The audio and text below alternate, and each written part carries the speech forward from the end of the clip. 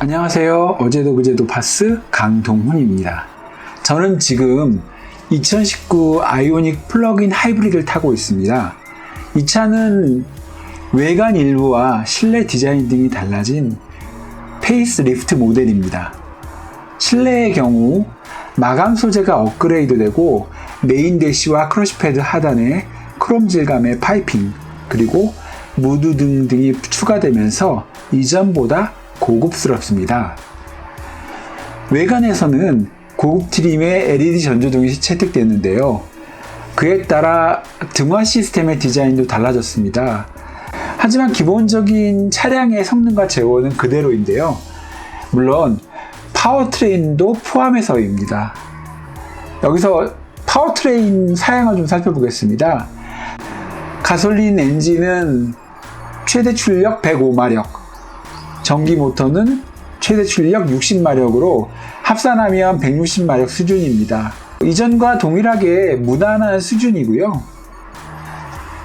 다만 이전 아이오닉 하이브리드가 스포츠 모드를 선택을 하면 다소 역동적인 모습을 보여서 이게 연비를 생각한 차인가라는 의구심이 들었는데요. 현행 2019 아이오닉 플러그인 하이브리드는 조금 약해진 모습입니다. 게다가 드라이브 선택하는 버튼이 사라졌어요. 대신 자동차 니로처럼 변속기 레버를 운전석 쪽으로 당겨서 스포츠 모드를 선택할 수가 있습니다. 이런 변화들은 기본적으로는 에너지 효율을 높이기 위한 새로운 차의 반영이라고 보시면 되고요. 디자인이 훨씬 좋아지고 내장재 품질도 좋아지고 이런 달라진 모습들 중에도 한 가지 아쉬운 점이 있는데요. 변속기가 이전과 동일한 DCT 6단입니다. 기왕에 연비를 높이는 설정으로 바꿨다면 CVT가 어땠을까 하는 아쉬움이 있습니다. 대부분의 친환경 차들이 CVT를 쓰고 있는데요. 이거는 다음 부분 변경이나 세대 교체까지 기다려야 될 것 같습니다. 아무튼 그럼에도 불구하고 이 차의 공인 연비는 리터당 20.5km에 달합니다. 상당히 높은 수준인데요. 제가 이 차를 2일 정도 타봤는데요. 시내 주행에서도 연비가 리터당 19km 이상, 19에서 20km 정도를 기록합니다. 게다가 이 차를 타고 고속도로를 주행하면 연비는 훨씬 올라가는데요. 제가 지금까지 경험한 바로는 리터당 23km를 가뿐히 넘깁니다. 고속도로 주행이 훨씬 많다면 리터당 25km도 불가능해 보이지 않습니다. 이 차의 승차감은 무난합니다. 워낙에 현대차의 부드러운 세팅을 갖고 있는 준준형급 차인데다가요, 전기차 모드까지 동원이 되니까 정숙성이 보장이 되는 차죠. 일반적인 주행을 하시는 분들한테는 만족도가 높은 차일 것 같습니다. 그리고 소위 안전한 주행이라고 불리는 기능들이 들어가 있어요. 차선 유지 보조하고 어드밴스드 크루즈 컨트롤이 들어가 있는데, 어드밴스드 크루즈 컨트롤은 내장되어 있는 내비게이션과 연동을 해서 교통안전정보의 어떤 변화, 사고, 아니면 카메라 이런 게 있으면 거기에 맞춰서 알려주고 차량 속도까지 제어를 해요. 차량 크기는 전장 4470mm, 전고 1450mm, 전폭 1820mm, 그리고 휠베이스는 2400mm로 아이오닉과 동일합니다.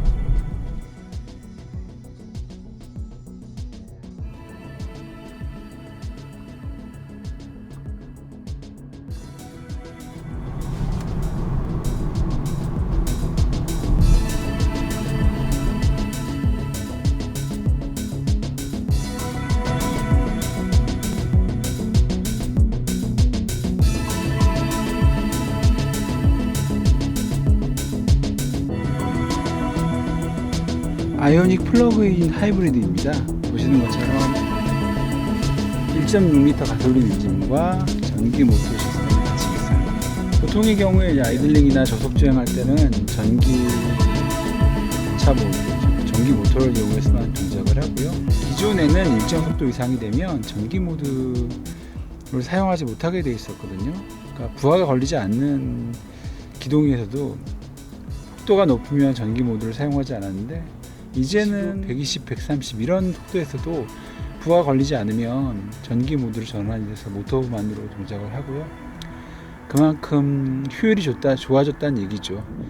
공인연비 리터당 20.5km가 괜히 나오는 게 아닌 것 같습니다. LED 램프예요. 이게 딱 보시면 뭐 닮지 않았나요? 이게 현대차가 요즘에 사용하고 있는 전조등 패턴 중에 하나인데요. 좀 더 하이테크적인 요소를 넣기 위해서 이렇게 쐐기 형태로 LED 전조등이 들어갔고요. 그리고 안개등은 이렇게 세로 형태로, 그리고 기존에 아이오닉 일렉트로닉에서 사용하던 이 방광택 금속 질감의 가니쉬를 덧댔어요. 기존처럼 이런 큰 라디에이터 그릴을 쓰고요. 그리고 적외선 센서, 이런 레이더 같은 거는 여기 지금 다 들어가 있습니다. 휠은 전기차를 비롯한 친환경차에 들어가는 이렇게 디스크 면적이 넓은 이런 휠을 사용하고 있고요. 타이어는 미쉐린의 그린 타이어, 정확한 타이어 명칭은 미쉐린 프리머쉬 MX-M4입니다. 후미등도 패턴이 이런 쐐기 형태 패턴이 들어가서요, 훨씬 인상적이고 클리어 파츠가 아주 깨끗하게 들어갔어요. 되게 맑고 투명하게 보이는 차입니다. 페달을 보시면 이 차가 스포츠 지향성 차가 아님에도 불구하고 알루미늄이 덧대어 있는 페달을 사용하고 있어요. 계기판은 TM에서 처음 선보였던 형태의 계기판이 들어가 있어요. 이쪽에 회생지동 하고 충전 게이지, 여기 배터리 게이지, 그다음에 가솔린 연료 게이지, 그리고 이 안쪽은 이제 디지털에 의해서 변화하고요. 필요에 따라서 12인치가 넘는 넓은 대화면 AVI가 장착이 됐어요. 그래서 화면 분할을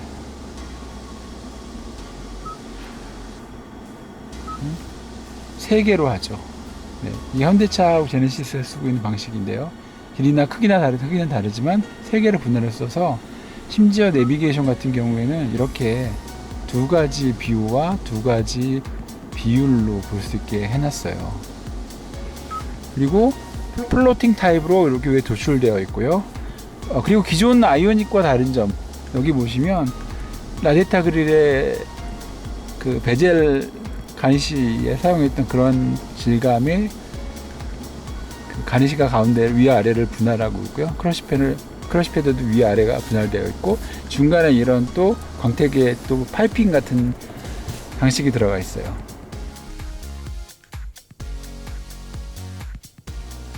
아이오닉 일렉트릭이 되면 SBW라고 부르는 버튼식 변속기를 바뀌는데, 얘는 기존 화석연료 차처럼 되어 있고요. 여기 패드나 핸드폰 같은 거, 스마트폰을 넣을 수 있는 공간이 있고, 보시면 이 안쪽에도 USB 포트가 하나 더 있어서 뒤쪽에서 사용할 수가 있어요. 아니, 랩탑, 패드 이런 거 충분히 크게 들어갈 수가 있고요. 여기는 스마트폰 충전할 수 있는, 무선 충전할 수 있는 패드와 USB 하나, 그리고 12V 출력 2개가 있고요. 그리고 이 차가 앞서 말씀드린 대로 이제 스포츠 성향이 아닌 효율성을 높인 차로 바뀌었잖아요. 근데 패드 시프트가 들어가 있네요. 그런데 이게요, 패드 시프트가 아니고 브레이크를 밟으면 이 차가 회생 제동이 되잖아요. 그때 회생 제동 내는 크기를 3단계로 조정할 수가 있어요. 조정하고 3단계까지 가면 페달을 누르는 순간 브레이크가 잡히는 것처럼 꽉 중지를 해요. 그게 실제 브레이크가 물리는 게 아니라 회생 제동할 수 있는 그 발전기가 물리기 때문에 그 부하로 인해서 차가 정지하는 거거든요. 그거를 조정하는 패들입니다. 잘 쓰시는 분들은 이 회생 제동 패드를 잘 이용해서 브레이크처럼 사용을 하세요. 2열입니다. 늘 말씀드리지만 제 키가 178cm고요. 운전석을 살짝 앞으로 당겨 앉는 타입인데, 그래서 이 정도 나옵니다. 요건 아반떼랑 거의 비슷해요. 큰 차이 없고요. 2열에는 열선 2단계 지원이 되고요. 팔걸이와 컵홀더 지원이 되고, 그리고 2열 송풍구가 있습니다. 이거는 따로 조절할 수 있는 건 없고요. 바람만 나오게. 그리고 수납은 이런 그물망으로 되어 있네요. 그 재질을 보면요, 플라스틱. 가죽은 그냥 무난한 가죽이고, 이런데 보면 위하고 아래의 패턴이 좀씩 달라서 나름 신경을 썼는데요. 재질은 그냥 플라스틱이에요.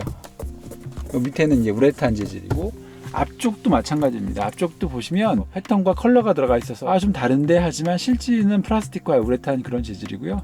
그리고 자동차 전원을 끈 다음에 보시면 이런 덩어리 느낌이 있어요. 좀 얌전하면서도 약간의 하이테크를 구현한 그런 디자인이라고 보시면 됩니다. 그리고 썬루프는 이렇게 좁은 형태로 지원이 되고요. 네, 이상으로 아이오닉 플러그인 하이브리드의 리뷰를 마치겠습니다. 지금까지 어제도 그제도 파스 강동훈이었고요. 다음 영상은 소나타 DN8, 제가 좀 늦었는데 일주일간의 시승을 합니다. 그 영상이 될 것 같은데, 물론 변할 수도 있고요. 그때까지 잘 계시고요. 제 영상 계속 받아보고 싶으시면 구독 그리고 공감 부탁드립니다.